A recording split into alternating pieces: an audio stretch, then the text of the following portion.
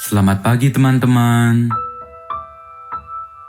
Kembali bersama Ariel Kurnaidi. Kita akan merenungkan firman Tuhan dari buku Renungan Pagi, Anak dan Pelajar. Yesus sahabat terbaik dan setia. Yang disusun oleh Pastor Dr. Marolop Sagala. Mari kita awali dengan doa. Bapa di sorga, kami akan belajar firman-Mu. Tolong kami supaya firman-Mu menjadi pedoman dalam hidup kami hari ini. Dalam nama Tuhan Yesus kami berdoa. Hari ini, tanggal 8 Februari, judul renungan kita, Kesaksian Yohanes Pembaptis tentang Yesus. Ayat hafalan, Yohanes pasal 1 ayat 29. Pada keesokan harinya, Yohanes melihat Yesus datang kepadanya, dan ia berkata, "Lihatlah, Anak Domba Allah yang menghapus dosa dunia." Yohanes Pembaptis adalah anak Imam Sakaria dan istrinya Elisabet. Elisabet sudah berusia tua ketika anaknya Yohanes lahir, sebagaimana yang terdapat dalam kitab Lukas pasal 1 ayat 18. Kelahiran Yohanes juga atas petunjuk Tuhan kepada Sakaria.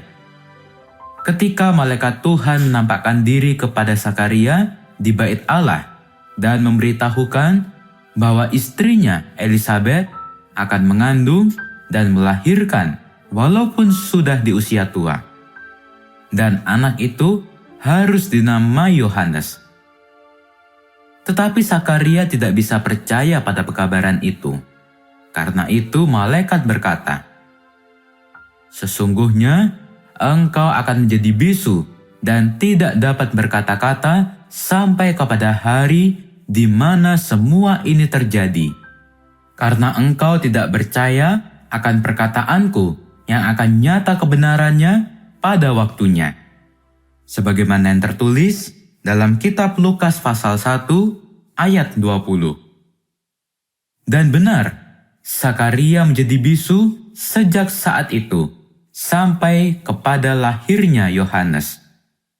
Sebagaimana yang terdapat dalam Lukas pasal 1 ayat 22 dan ayat 63 dan ayat 64. Yohanes anak Sakaria inilah yang kemudian setelah dewasa tampil di padang gurun dan menyerukan, "Bertobatlah dan berilah dirimu dibaptis, dan Allah akan mengampuni dosamu." Sebagaimana yang tertulis di dalam kitab Markus pasal 1 ayat 4. Yohanes yang lahir lebih dahulu dari Yesus telah menyerukan bahwa ada janji pengampunan. Tetapi Yohanes tidak mengatakan bahwa dialah yang akan memberikan pengampunan itu. Dia berkata, "Sesudah aku akan datang Ia yang lebih berkuasa daripadaku. Membungkuk dan membuka tali kasutnya pun aku tidak layak. Aku membaptis kamu dengan air, tetapi Ia akan membaptis kamu dengan Roh Kudus." Sebagaimana yang tertulis dalam kitab Markus pasal 1 ayat 7 dan ayat 8.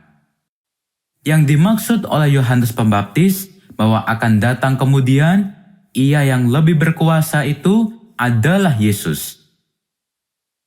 Karena pada suatu hari yang lain, Yohanes melihat Yesus datang kepadanya dan ia berkata, "Lihatlah, Anak Domba Allah yang menghapus dosa dunia.